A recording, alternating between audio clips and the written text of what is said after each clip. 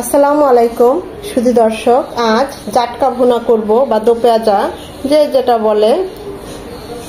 এখানে একটু পেঁয়াজের পরিমাণটা বেশি থাকে যেহেতু ভুনা বা দো পেঁয়াজা, আবার অল্প পেঁয়াজ দিয়েও করা যায়। খুবই অল্প মশলা অল্প তেলে, দেখতেই পাচ্ছেন কতটা লোভনীয় হয়েছে, খুবই মজা হয়েছে। গরম ভাত দিয়ে খুবই ভালো লাগবে। আমি তো ভিডিও করার পরপরই ভাত খেয়ে ফেলবো।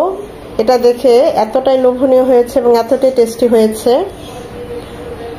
তো কথা না বাড়িয়ে চলুন আমরা মূল ভিডিওতে চলে যাই। জাটকা ভুনা করার জন্য প্যানে দিয়ে দিচ্ছি সরষের তেল 3 চামচের মতো। তেলটা গরম হয়ে এসেছে, দিয়ে দিচ্ছি এক কাপ আর কি, 1 কাপের একটু কম আছে পেঁয়াজ কুচি। পেঁয়াজ কুচিটা এরকম মিহি করে কাটতে হবে।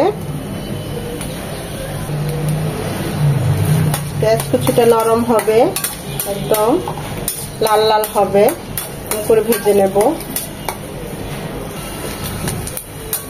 যেহেতু ভুনা করব সেহেতু পেঁয়াজের পরিমাণটা একটু বেশি লাগবে, আর পেঁয়াজগুলো খুব ভালোভাবে একদম একটু লাল লাল করে ভেজে নিতে হবে। এটা খেতে বেশি মজা হয় ওই পেঁয়াজ ভুনাটা, যে এটাই করি।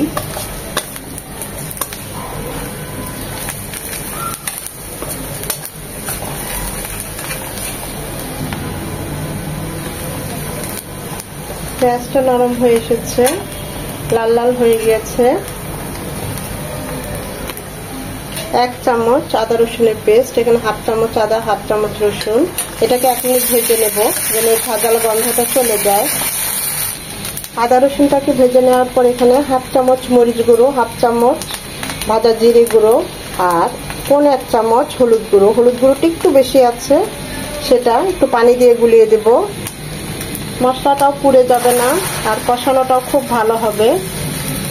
আর অবশ্যই এভাবে মশলাটা চেষ্টা করবেন একটু পানি দিয়ে গুলিয়ে দিতে, কারণ এভাবে মশলাটা যদি আমরা গুঁড়ো মশলাটা পানি দিয়ে গুলিয়ে দিই তাহলে বাটা মশলার টেস্ট আসে। আর অবশ্যই এখানে গরম পানি, হালকা গরম পানি ইউজ করবেন। এখন মশলাটা খুব ভালোভাবে কষিয়ে নেব। যেহেতু ভুনা করবো জাটকা, তাই মশলাটা কষানো হয়ে গেছে। এখানে 1/2 কাপ ফুটানো পানি দিয়ে দিচ্ছি। যদি ঝোল ঝোল রাখা যেত, মানে যে ঝোল রাখতে চান পানির পরিমাণটা আর একটু বাড়িয়ে দেবেন। আজ আমি ভুনা করব তাই এই পানিটাতে হয়ে যাবে। একটা টমেটো এরকম চিকন চিকন করে কেটে নিয়েছি লম্বা লম্বি, সেটা দিয়ে দিচ্ছি। টমেটোটা এখন দেওয়ার রিজন হচ্ছে টমেটোটা একটু নরম হয়ে যাবে, যেহেতু আমার মাছ খুব নরম এবং ছোট জাটকা মাছ, তাই সেটা খুব তাড়াতাড়ি হয়ে যাবে। যেটা বলক আসা পর্যন্ত অপেক্ষা করব।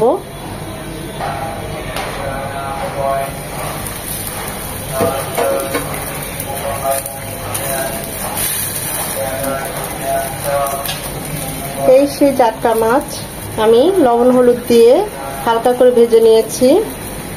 ইলিশের একদম ছোট, যে ছোট সাইজের মাছগুলোকে জাটকা মাছ, আমরা তো জাটকা মাছই বলি, এখন কে কি বলে জানি না। খেতে অসম্ভব মজা, একদম পদ্মার, অসম্ভব ফ্লেভার। তেল উঠেছে দেখতেই পাচ্ছেন। আমি খুবই সামান্য 1 চামচ তেল দিয়ে এগুলোকে সবগুলো মাছকে ভেজে নিয়েছি।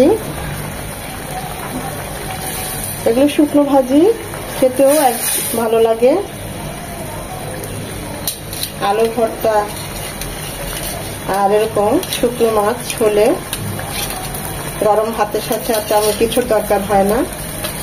পানিটা ফুটে এসেছে, এখন মাছগুলো দিয়ে দেব।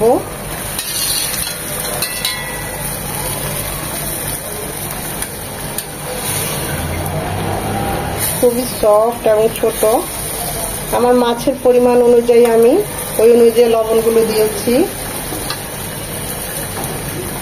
মশলা লবণ সবকিছুই খুব কম কম দিয়েছি, যেহেতু আমার মাছ কম এবং ছোট সাইজের। আপনার মাছের পরিমাণ অনুযায়ী বাড়িয়ে কমিয়ে নিতে পারেন।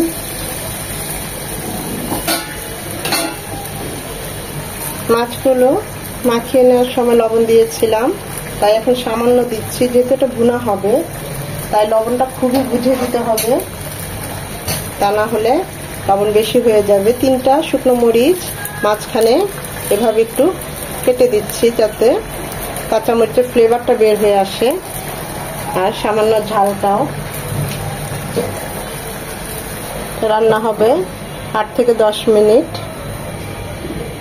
আমার কাছে মনে হয়েছে আরেকটু লবণ লাগবে, তাই আরেকটু লবণ দিয়ে দিচ্ছি।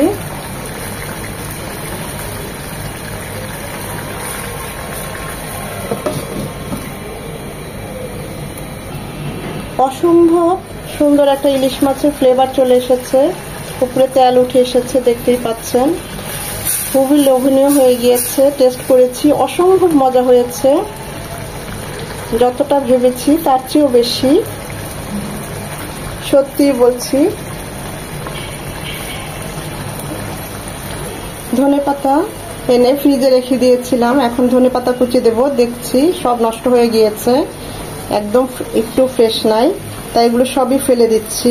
এখানে অসম্ভব গরম পড়েছে, ফ্রিজে রাখলেও সবকিছু নষ্ট হয়ে যায়। আপনাদের হাতের কাছে যদি ফ্রেশ ধনেপাতা থাকে তাহলে একটু ছিটিয়ে দিবেন, আমি তো দিতে পারলাম না। আর একটু মাখো মাখো হলেই নামিয়ে নেব। এখন আর ঢাকবো না, এভাবেই বাকি ঝোলটুকু টানিয়ে নেব। আর আপনারা যদি চান এই মাখো মাখোটা রাখতে পারেন, যেহেতু আমি ভুনা ভুনা করব তাই আমি এটা আরেকটু মাখো মাখো করব।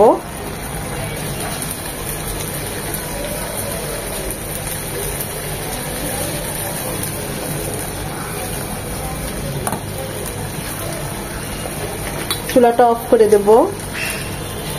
কত সহজেই তৈরি হয়ে গেল জাটকা ভুনা।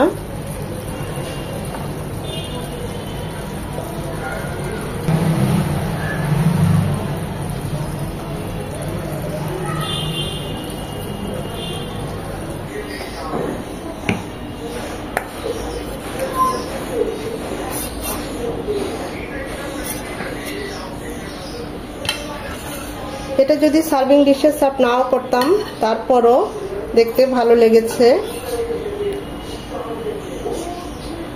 অসম্ভব ভালো হয়, খুবই অল্প মশলা অল্প তেল, দেখতেই পেলেন। এবং কতটা সহজেই এই জাটকা ভুনাটা হয়ে গেল। এভাবে যে কোনো মাছ ভুনা করা যায়, খেতে অসম্ভব ভালো লাগে। আমার আব্বুর ভুনা, যে কোনো ভুনা মাছ খুব পছন্দ, দো পেঁয়াজা বা ভুনা যে যেটা বলে পছন্দ ছিল। এখন তো আমার আব্বু আমাদের মাঝে নেই, খুবই মনে পড়ছে তার কথা। আপনারা সবাই আমার আব্বুর জন্য দোয়া করবেন। ভিডিওটা দেখে যদি ভালো লেগে থাকে অবশ্যই একটা লাইক দিবেন, কারণ এই লাইকটা পরবর্তী ভিডিও করতে আমাকে উৎসাহিত করে, সাহায্য করে, অনুপ্রেরণা দেয়। কমেন্ট করে জানাবেন কেমন হয়েছে। এভাবে অবশ্যই একবার হলেও ট্রাই করবেন। যারা এভাবে করে থাকেন তারা তো জানেনই, আর যারা নতুন তারা একবার হলেও এভাবে ট্রাই করবেন। বড় ইলিশ মাছটাও যদি পিস করে এভাবে ভুনা করেন খুবই ভালো হয় খেতে। আসলে এক একজন এক একভাবে রান্না করে, আমি তো আমার মতো করেই করলাম, আর সেটা আপনাদের সাথে শেয়ার করলাম। আশা করি ভিডিওটা আপনাদের ভালো লেগেছে। ফ্রেন্ডস এন্ড ফ্যামিলির মাঝে বেশি বেশি করে শেয়ার করে দিবেন।